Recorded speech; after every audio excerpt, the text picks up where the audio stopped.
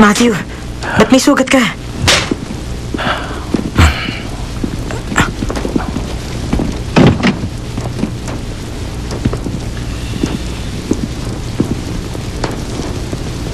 Hindi ka ba papasok?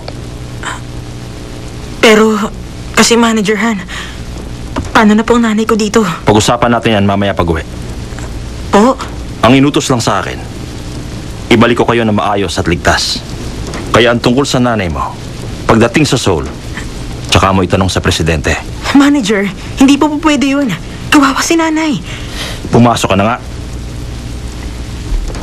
Iwan niyo na po ako. Kailangan ko pong malaman ang kalagayan ni nanay.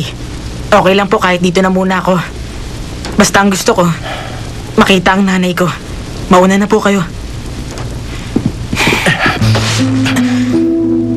Huwag ka na nga magpasaway. Pumasok ka na sa kotse. Hindi kita isinasama dahil gusto kita. Kaya pumasok ka na doon sa loob. Sige na.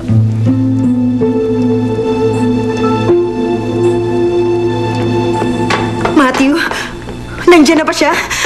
Matthew, anak. Salamat. Teka, bakit may sugat ka? Ha? May umaway ba sa'yo? Sinong may gawa niyan sa'yo? Kulang pa ba na sumamang magleyes ang anak ko sa'yo? Hinayaan mo pa siyang mabugbog? Hoy, saan mo ginastos ang pera ko? Po? Pera po? Ibinigay mo ba yun sa mama mo? Humingi ba siya ng pera sa'yo? Sinabi ba niya sa'yo na pag nakawan mo ko? Wala pong basehan ang sinasabi niyo. Hindi ganyang klaseng tao ang nanay ko. At bukod po doon, hindi ko po ugaling magnakaw. Kung wala naman po kayong katibayan, huwag kayong basta mambibitang ng tao. Ni minsan, hindi ito nangyari. Ngayon lang nung tumira ka dito. Wala sa mga anak kong nakikialam sa mga pera at alahas ko. Bakit sumisigaw ka?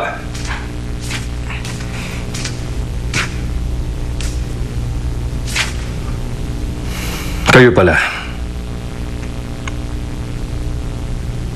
Kumain ka na ba? Mamaya na ang sermon mo. Pakainin mo muna silang dalawa. Ninakaw ng batang yan ng pera at alahas ko. Puro lang problema ang dala niya sa atin.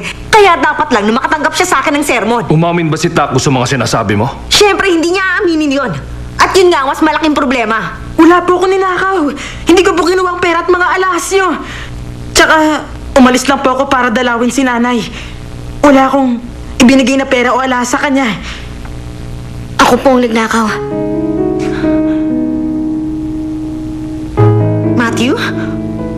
Mama, kasalanan ko po. Bakit, anak? Bakit mo nagawa yun? Ha? May dahilan, di ba?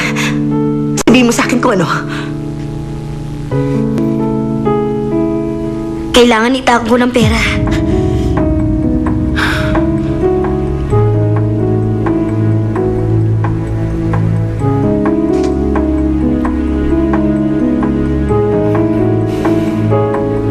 Totoo bang kailangan niya ng pera, kaya nagnakaw ka para sa kanya?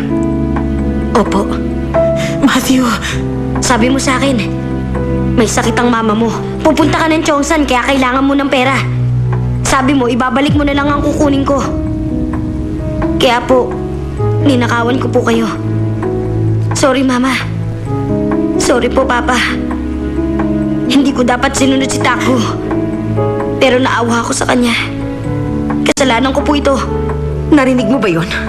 Yung takbo na yan ang nagutos kay Matthew na gumawa ng mali. Ngayon, alam mo na ang totoo. Huwag mong sabihin kakampihan mo pa rin ang batang yan, ha? Taco, sumama ka sa akin.